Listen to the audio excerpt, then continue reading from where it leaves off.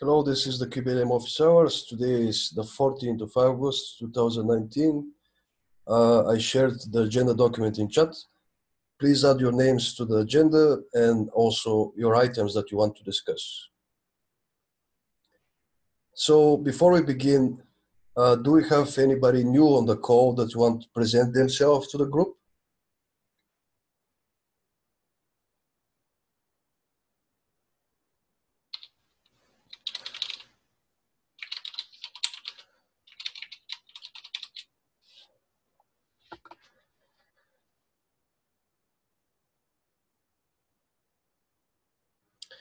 Okay, let's proceed with the agenda.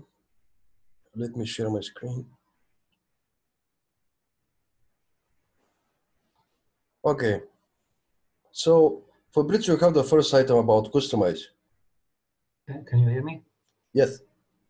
Hi everybody. So quick update on the customized work. The PR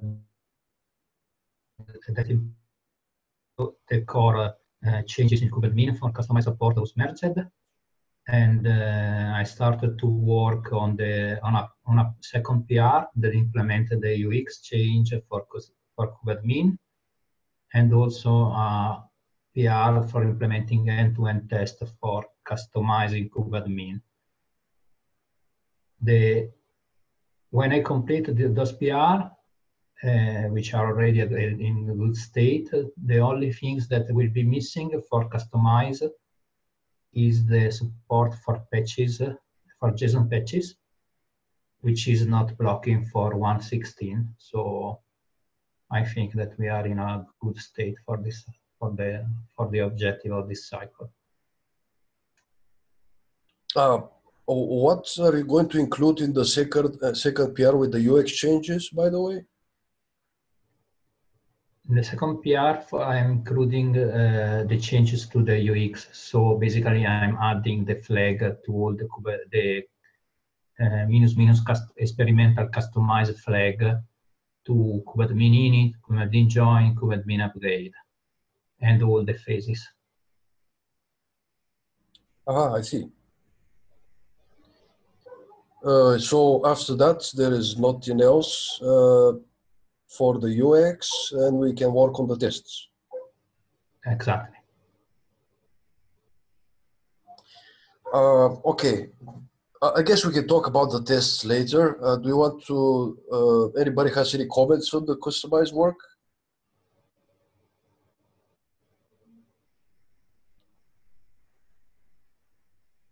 I don't know if it's possible to like solicit feedback potentially early on this, but I do know that there are some key customers or power users of kubeadm that would have asked for this feature for a long time. I believe Seth, I forgot his exact handle on GitHub, but he has been a power user of kubeadm for a long time. He originally worked at IBM, then he worked at Uber, and now he's doing some SRE role somewhere that still uses kubeadm. But he would be a concrete example of like, you know, banging on it now, early on, because they've requested this for a number of times over the years to maybe get feedback a little bit early. You're talking about Steve Harris? I am. You found it right away. Yes. His handle is SEH. I didn't know that he worked for IBM, but he currently works for, I believe, one of the first internet providers in New York. I have no idea how they use kubeadm, but I guess we can poke him on Slack to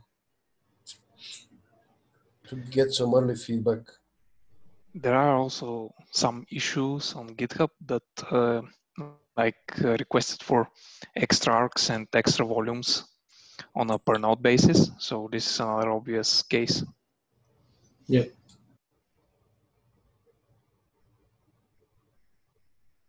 Okay, we take note of the action item, and also as soon as the UX, the PR with the UX merge, I will ping Seth and the other power users. asking for early feedback. Yeah, okay. So should we go to the next one? Okay, I'm still again me. So this week, together with Lubomir, I worked through two documents. One for the kubeadmin and the etcdadmin integration, and the other for the kubeadmin add-on integration.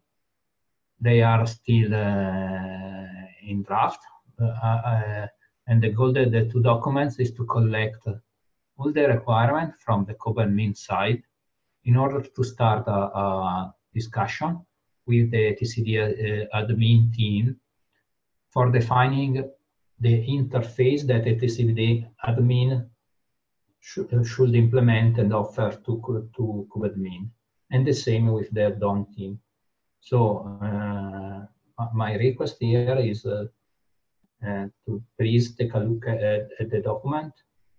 I will leave the document, let me say, open for this small group on only for a few days, and then starting from next week, I will start sharing the document with the etcd admin and add-ons teams. Yeah, as you can see in the previous document, HCD, we already have some diagrams of how we think that kubeadm should integrate with etcdadm. But here I promised to add some similar diagrams for add-ons, but I didn't find the time yesterday. So hopefully today I'm going to be able to. Like I shared with Fabrizio, I think this one is catchier. There are a lot of question marks personally that I have. So yeah, any feedback is appreciated, basically. Comment, free comments. One of the questions I have though is like, I don't want to force this if it's not ready, right? Like, and if people aren't on the backside to be able to support etcd-adm and to have all of the I's dotted and T's crossed, I don't want us to be yet another effort that we kind of start to tread into and then all of a sudden we own, right? I want to make sure that there's people that are if we file issues, they address them in a timely manner, and then we are getting what we want out of the sub project, and they are also listening and being considering us like first class power users, right, of the tool.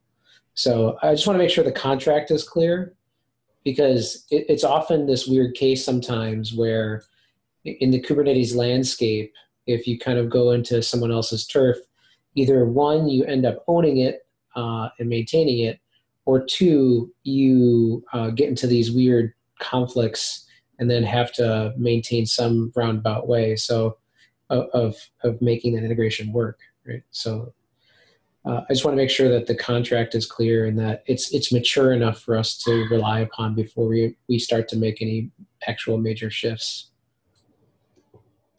I agree. We brought together with Lubomir, with the sites, brought the document because in the office hour of the two sub-projects, there was some discussion. So they started some discussion. And of course, they are not expert of all the details for me. So this document, the primary goal of this document is to share knowledge and to address the discussion. But I agree that the timing and the contract for making this happening in reality, it is not now. It should be defined as the definition of this interface matures.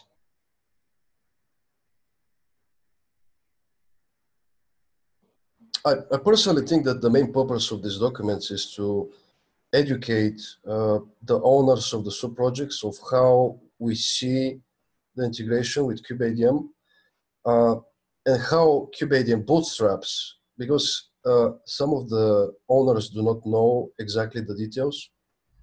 What are the phases of kubeadm? So it's brainstorming / educational, and it's very early for both projects, to be honest. But we certainly do not want to own all the work there. It's just a conceptual work at this point. No, that's fair. I'm just, history has taught me to tread lightly and be a little bit paranoid, and passing a little bit of my paranoia is not necessarily a bad thing, as long as it's, it's weighted against the benefits there too. Another concern I have is that in these documents, we are being kind of selfish in terms of the integration between a bootstrapper and the sub-project tools. But the reality is that we have to keep in mind that projects like COPS are also want to be a consumer. COPS wants also be a consumer of kubeadm. So there are like a lot of questions related to the ecosystem. I don't think we should be selfish in terms of defining how these tools should be consumed. I agree, but what we can do is to, let me say, put on the table what are our needs, what is our knowledge and our experience, and if COPS or other installers do the same, then we are open for discussion. Yeah, I guess we should finish these docs and see how the sub-project maintainers react. Comments are appreciated. Okay. Are we there? Are you here? Hi guys, I'm here. Just another quick update on my end. I think the pod cider PR is pretty much ready. We're just waiting on Tim, I believe, from the Kube proxy site to approve it. Hopefully that gets, I pinged him on Slack on the dual stack channel. Hopefully he gets around to it. He's a busy guy. Besides that, there's the tracker issue, which has the phase 2 changes. And I'll get started on those. Okay. Hopefully we get this merged. So for phase 1, I guess this is the pending PR. Right. And you want to start on phase 2. So the question here, I guess, is, should this be part of the alpha for 1.16? Yeah, that's a good question. Those changes have not, the associated changes have not landed into master. They're still under works. Mm-hmm. So we can wait for those to land into master to make that decision. I suspect they won't be all going into 1.16. That's my suspicion. None of these. Possibly none of these, yeah, because it's still a work in progress. It's a really tough call. I'm not sure what's going to happen. Mm-hmm. But if anything lands, I guess we can integrate it, integrate the support for it. Yes. Okay. I mean, I think this is fine. Anybody else has comments? Yeah, I think that depending on the maturity of the implementation in phase 2, we can check them if we want to include it or not.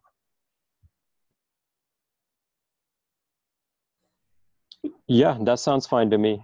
I think with phase 2, the changes are much larger. Phase 1 was relatively small comparatively. So we can definitely, wait a bit longer with phase 2. There's no rush, I think, in my opinion. Okay. Any other comments?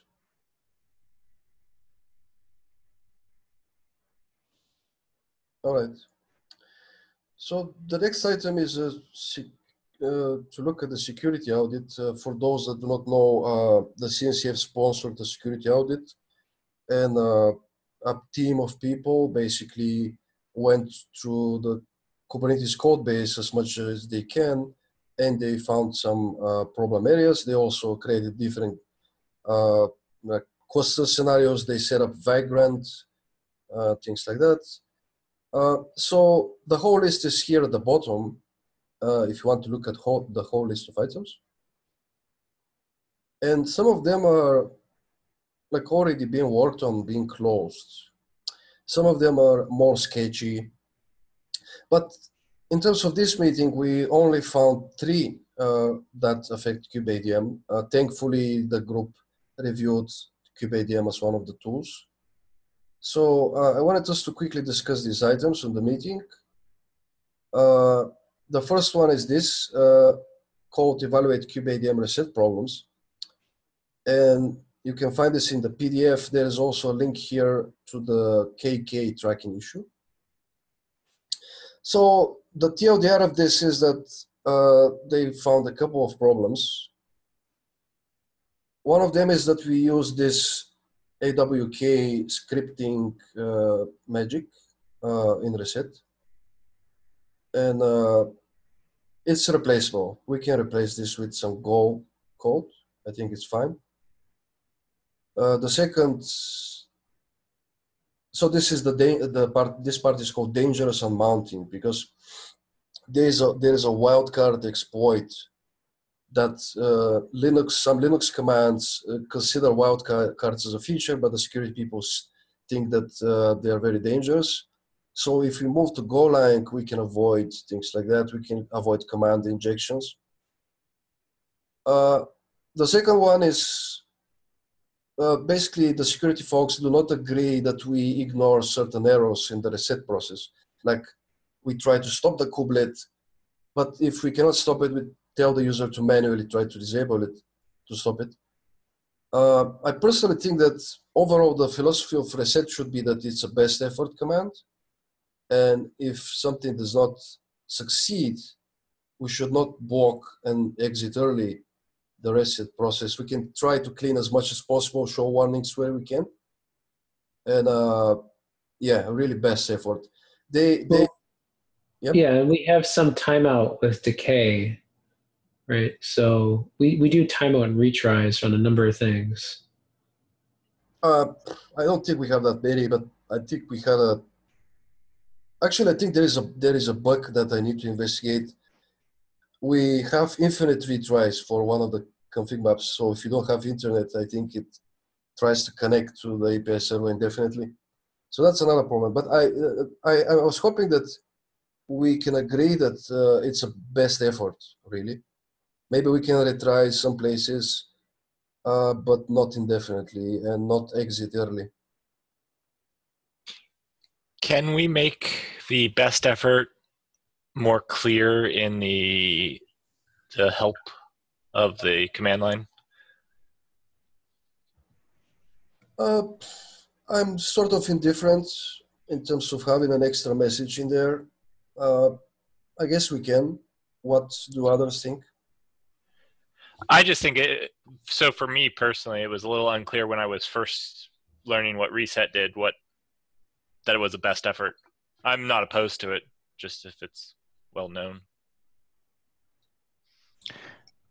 We can actually try to add the force flag to reset and actually use the cautious method by default and just point people to use force to use the best method. kubeadm reset already has force. Wasn't that for the question, or I can't remember? Yeah, it's for the query. It's for the query. Yeah.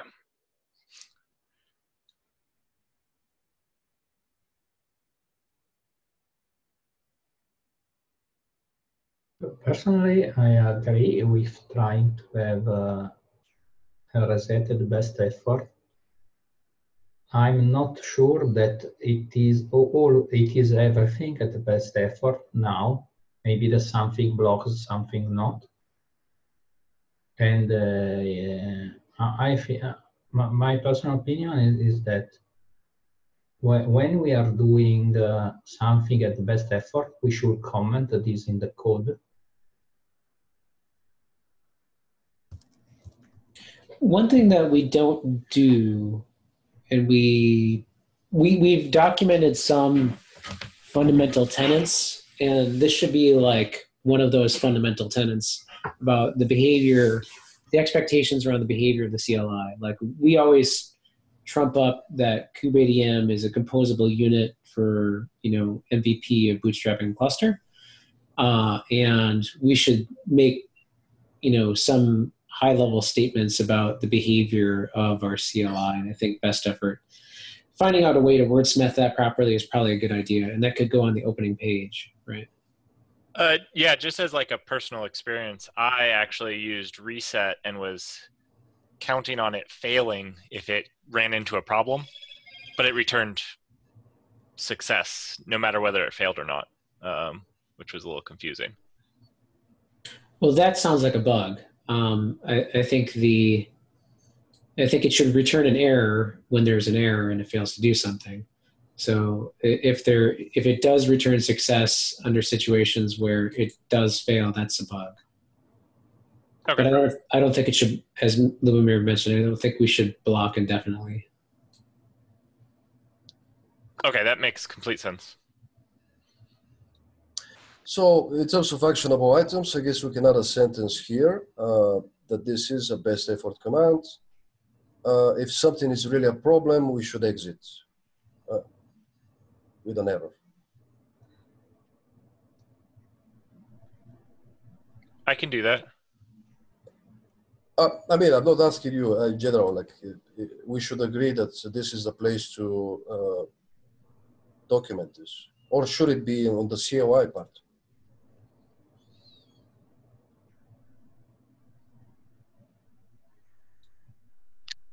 Both parts probably should work the best.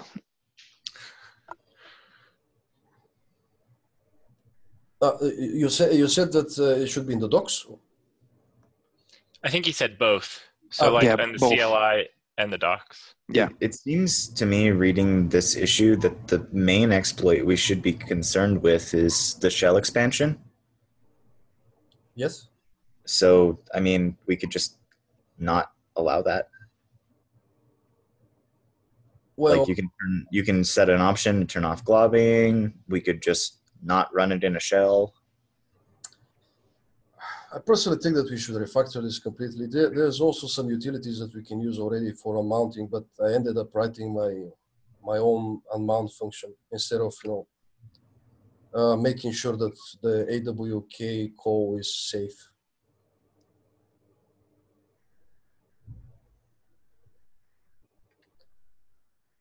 So, okay, I'm going to add this a note here that we are going to document this both in the COI and the Kubernetes.io docs.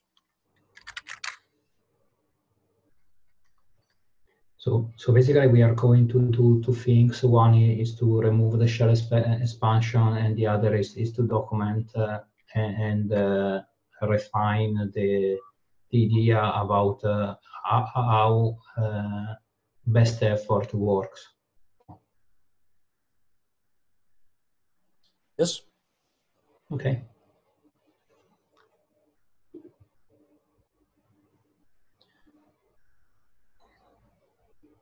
So, do you think that we should add some updates here, Marek? Do you want me to assign you here? Yeah, I can do that. Okay. Documentation as well. UX maybe.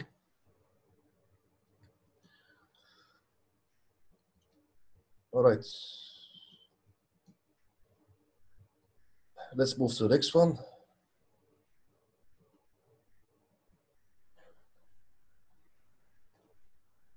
So this one is already closed. The original issue, basically the security folks went through the code base and found some instances of insecure basically permissions for files and folders. And one of the areas they found was in kubeadm, where we write CSRs to disk. We used 755. And I think it was Sata QE who sent the PR for this.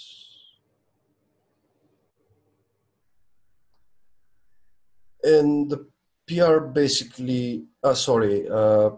yeah, there are a number of permission problems. So he modified the comments here, and then these permissions from 755 to 700 and 644 to 600. Rosti also commented, I think, in the PR that he does not find any other problems. So this one is already closed. I guess we can, does anybody have comments on this?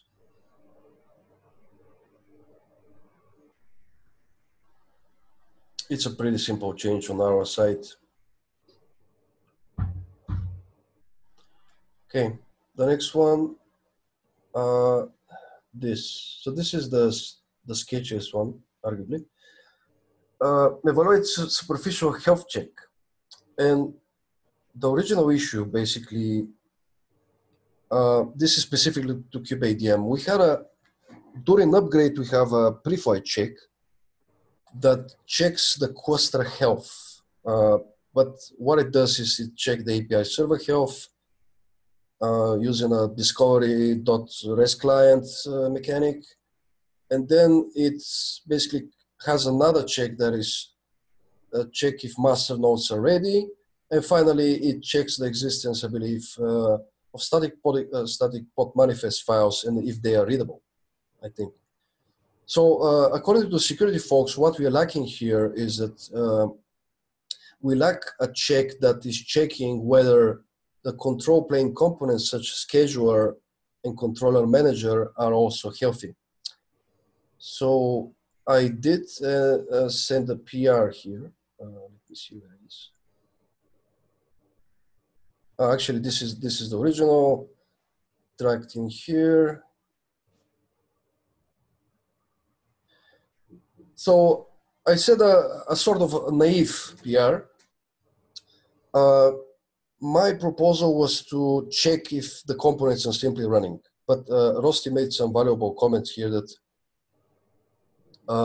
we probably shouldn't do this because the component could be crash looping at the moment. So does anybody have any ideas of how we can check if these components are healthy? I would say if we're checking if these components are healthy, on failure of those checks, we should only be logging, because a user could totally be trying to upgrade from a failure scenario. Yes. Like, it's not a requirement that the entire control plane, all of the components be up in order to operate on them. They also have the option to skip the pre-flight check. So the question is, first of all, do we agree that this is even a problem? I don't agree this is a security problem. Do they have a exploit? Like, what was their exploit scenario? Yes, they have a story with Alice and Eve. Let me find it. Alice configures a Kubernetes cluster using the base configuration and distribution. Alice assumes that Kubernetes health check includes all connected control plane components, but it only includes the API server and master nodes, not components such as the scheduler and control manager. So this is kind of vague, in my opinion. It seems more like a UX bug report.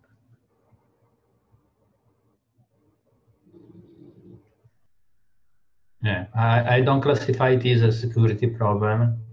Maybe that they are telling us that we can make security a little, we can make the upgrade if I check a little bit better.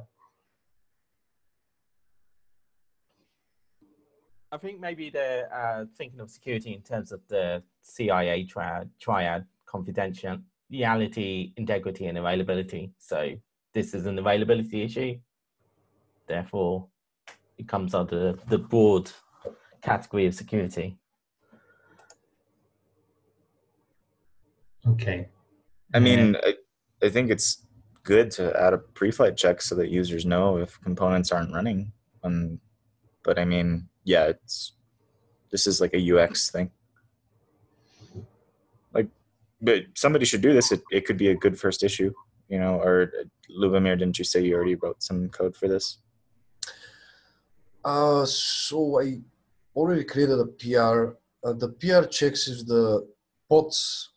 First of all, the PR is fundamentally wrong. It checks if all the control plane related pods in the cluster are running. This should be changed because this can block concurrent upgrades of control plane nodes. So this is a problem. Checking the ready status of the control plane components associated with this machine is not really portable. But we can still do it using this. We can match machine IDs. But then Rossi commented that the ready status is not the running status is not a good solution in the first place. So what I did is I was thinking that maybe we can just run liveness probe checks on the components on localhost.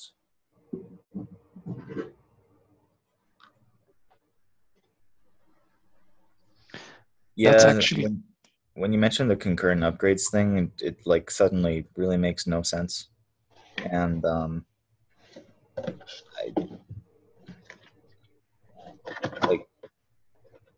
I think the only sensible UX here is to have an independent check command, right? In my opinion, they are asking us to check the control plane.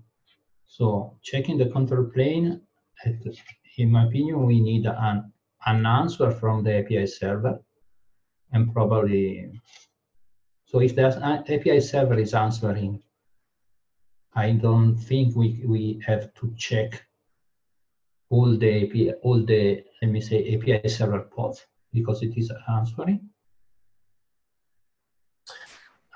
Yeah, but it still might not be able to schedule pods. Yeah, what I was thinking is how to check if the scheduler and the controller manager are working. Yes, I mean, we can run liveness probe checks. They run on localhost, they are HTTP, they are not even, they don't require certificates. We can just create a clients as part of a as a part of a pre-flight check. We can have a client that probes the ports for their insecure ports for these components. And basically we can get a response that they're healthy. So we can simulate a liveness probe in the pre-flight check. That's one possibility, but this will actually give us a momentous snapshot. And these, like, probably all of the pods are running at this point in time, but a couple of seconds later, they may be actually restarting. So probably we should actually check for how long these pods have been running, and for how long, like how many restarts did we have since they were created. But that goes back to the problem that we don't know which components belong to which node without matching machine IDs. Yeah, but in order to have a service, you only need like a single instance of API server, a single instance of scheduler, a single instance of control manager, and whatever. So you don't need actually all of the instances to be actually active, but you need only one of them, like one instance and of each kind to be operating at this point of time. But the idea of the pre-flight check, in my opinion, for upgrade is to check the health of this particular control plane node.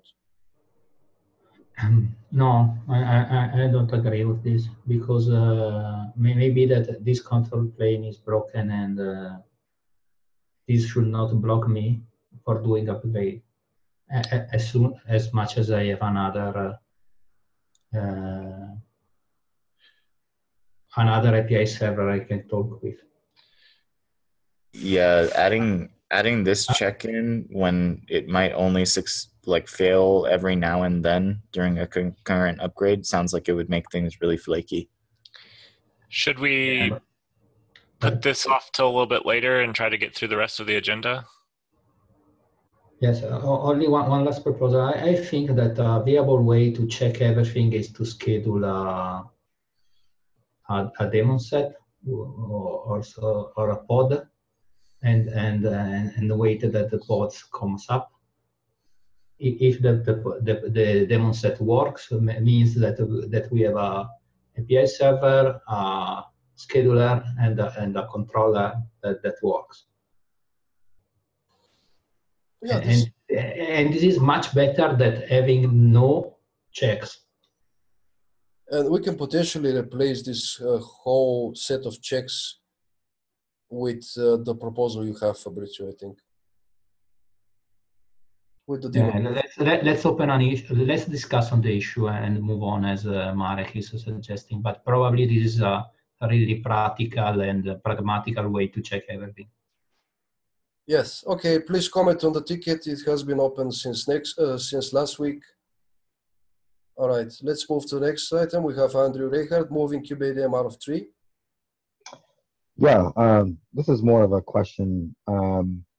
We use kubeadm in a project of ours, and we depend very much on being able to parse out the kubeadm config and apply some defaults on top of it that, like, from a security standpoint.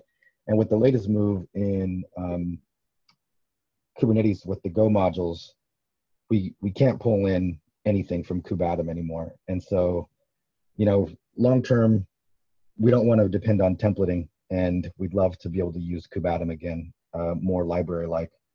So this is more of a question. I see. Can you please clarify why Go modules are blocking you from importing kubeadm packages? It's something with the way that they're actually tagging the Go modules so if you do a go get against the main Kubernetes repository, it's got a bunch of v0.0.0.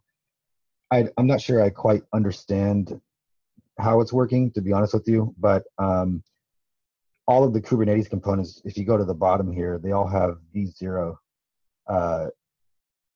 and they do a bunch of replacements, see right there. And that just seems to not work. I mean, we can't pull in anything, and it's been a nightmare trying to figure out how to get it to work. Did you log a ticket in Kubernetes about this? It seems like something is wrong here. I brought it up in SIG cluster lifecycle a while back, and there was a ticket.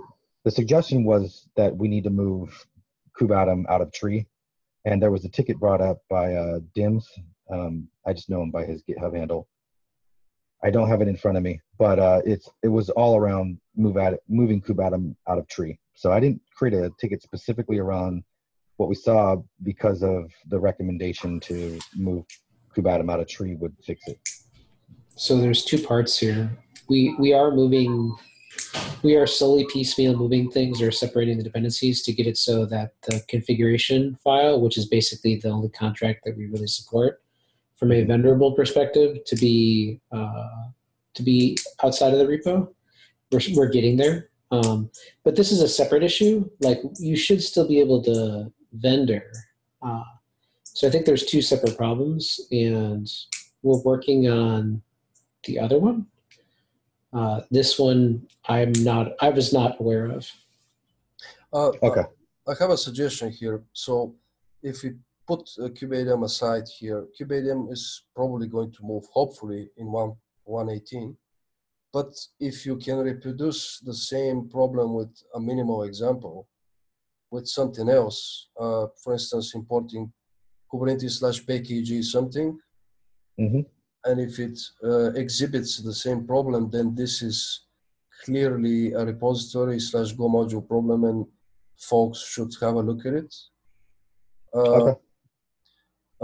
In terms of kubeadm moving out, they pretty much, Dims probably had the impression that you're doing something wrong. Yes, importing KK is not recommended, but we still, like in the code organizations of project of SIG architecture, nobody has ever claimed that we should block users from importing KK at this point. So this is okay. there has to be a ticket for this. Okay, I'll try to reproduce and get a minimal example of it and see if it's still an issue, and if it is, I'll file a ticket. I might also be able to help. We vendor kubeadm. So. Okay, perfect. I'll find you on Slack if I run into any issues. Sure. Yes, please find yourself in the Sequest Lifecycle channel, and you can continue the discussion. Okay, thank you. No problem. Yasin, you have a ticket? Yeah, just more of a PSA. I dropped a message to the SIG architecture mailing list. So I'll probably go ahead and request a repo for the validator. I'll probably ping you, Tim, to +1 on it. That's fine. I'll take a look. I'll click on the link from the meeting minutes and.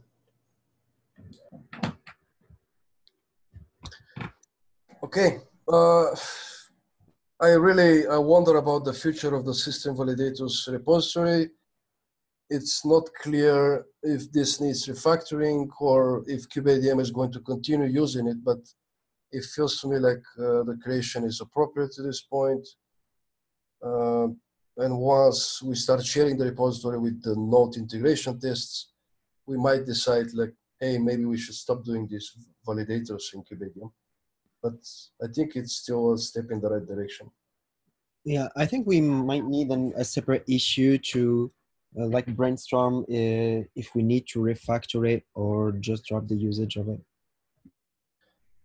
Yeah, I guess we can close this because once the repo is completed. Yeah.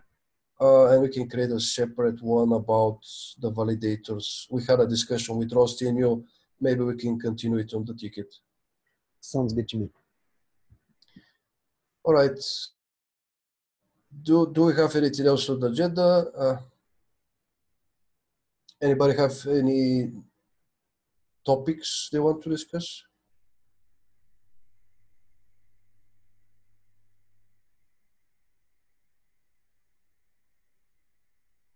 As far as if I were to write up a KEP for an add-ons installer feature, people would be interested in reviewing that, I suppose. You mean the add-on installer, reviewing the PR for the add-on installer? No, as in like bolting it into kubeadm somehow, either writing code or writing a KEP. Were you here for the first part of the meeting? We discussed that me and Fabrizio are writing some documents related to. No, yeah, I missed that. Thank you for discussing it. Yes, so the document is work in progress. I plan to add some gigantic diagrams here. Okay. So you can have a look at how we think the add-on installer should be integrated, or at least the requirements from the standpoint of kubeadm. Something else to add here. Is like the add-on installer a final name, or is it a proof of concept? Yeah, I mean, I just couldn't figure out what to call it, so that's what I started with. I'm fine to call it anything. Just to give a little background on this document, we started this document to collect, let me say, to brainstorm and collect all the information that we have on how today kubeadmin works with regards to add-ons, and also with regard to the TCD admin in another document. And so collecting this information and sharing this information is the basic for designing the integration. So probably as soon as we agree on the content on this document, writing a KEP will be much more easier and linear. Okay. Unless cool. unless for the, let me say, kubeadmin part of requirements, because you are not targeting only kubeadmin. Yes. Yeah, I will take a look through this and then watch the recording of, you said you discussed it a little bit here? It was more of a PSA at this point. We asked folks to have their comments here as a feedback in the doc. Okay, cool. I will take a look at this. Thank you very much. No problem. Any other topics? We can also go through the backlog a little if people want. I have a question. I saw a user complaining in the Google groups, Kubernetes dev Google groups about certificate management. Are you aware if the user opened an issue explaining his problem? No, it was a generic complaint that they faced some problems with the certificate management of kubeadm, but without any concrete information and technical details, we cannot proceed with escalating priorities on this particular comment. But okay, this is as of today, I don't remember other user complaining about this feature. So it is the historically, people have complained that we don't support certificate rotation, and in 1.15 you enabled this feature using during upgrade, so it's much more easier to do. And yes, and what I'm asking is if there are new issues piping in with regards to certificate management. I'm not aware of on those issues. So I'm watching kubeadm and K website, and I'm not seeing any complaints about certificate management. But if there's anything, I can share you the links.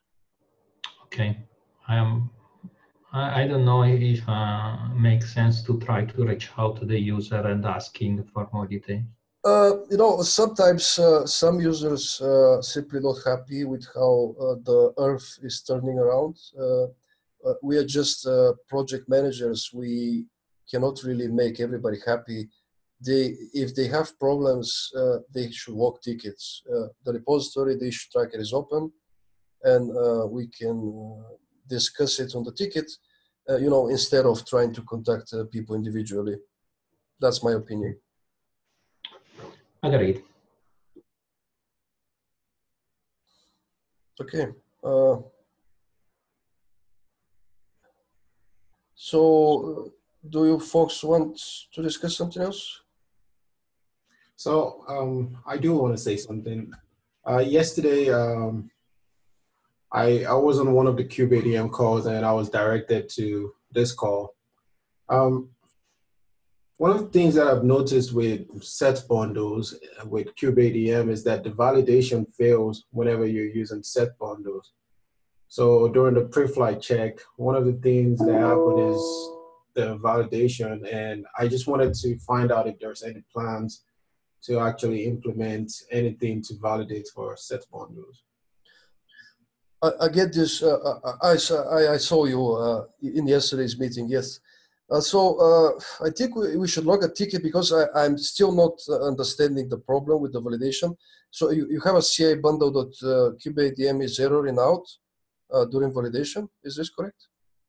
Yes. So yes, we have a set bundle. So basically, it's an external CA with the CA set and the CA key created, and just when you run a kubeadm init with all other certificates generated, when it gets to the point where it validates the kubeadmin.conf versus the one that kubeadm generates, that is the PM file, it just errors out. So then you get an error saying that the certificates are not equal to each other. And then when I looked into where that call was happening, what I realized is that what is being done with the certificates generated by kubeadm is that it's checking only the four sets inside of the certificate.pem file or certificate.set file that is created. So as a result of that, if you had a change set, it would automatically fail during that validation. Yeah, I think it's still best to log an issue. Fabrizio, do you have a comment on this? I'm really interested if the issue will explain how to reproduce this problem. Because let me say supporting CA with CA bundle is also an enabler for getting to the point where we support CA rotation. So, Yeah, so I'm definitely interested in understanding better the problem, being able to reproduce and fix it. Yeah. So yeah, I created an issue on that already, and I just shared the link. Did you share it in chat? Yes, I did. Could you please move the issue to the kubeadm repository, because this is for better visibility. So Kubernetes is for tracking core Kubernetes, and let me show you. This is the tracker for the kubeadm tickets. So you can close this one and recreate it in the kubeadm repo. All right. I'm also very interested in this with regards to CA rotation. CA rotation is a very complicated topic. I've done it myself, and I see pod failures, their requirements to redeploy CNI. So yeah, it's a lot of fun. CA rotation is not for the faint of heart. David Eads has a great talk on it and the complexities involved in it. I really feel like if you really want to do CA rotation, you need to really think that through. And potentially this could be a state space for an operator. Like when we actually create the kubeadm operator, which we know is going to come, is that potentially we could do this type of behavior in an operator, but I would recommend it being done there more than anywhere else. And they built an operator for OpenShift that does exactly that for the update for CA rotation, but it's thorny. I'm also interested how they are doing a service account rotation, because that's a lot of fun also.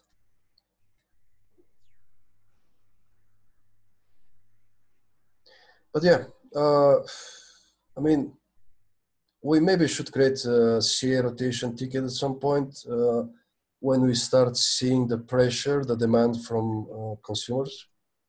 But I think that we can get there. I agree with Tim.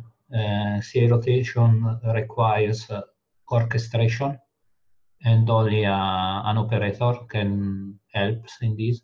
In this, but what is interesting for me in this ticket is that we are improving our capacity to support CA bundles, which is an enabler for CA rotation.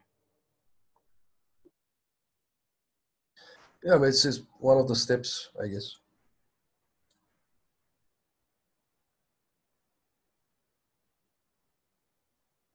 Okay, we have 5 minutes. Any other topics?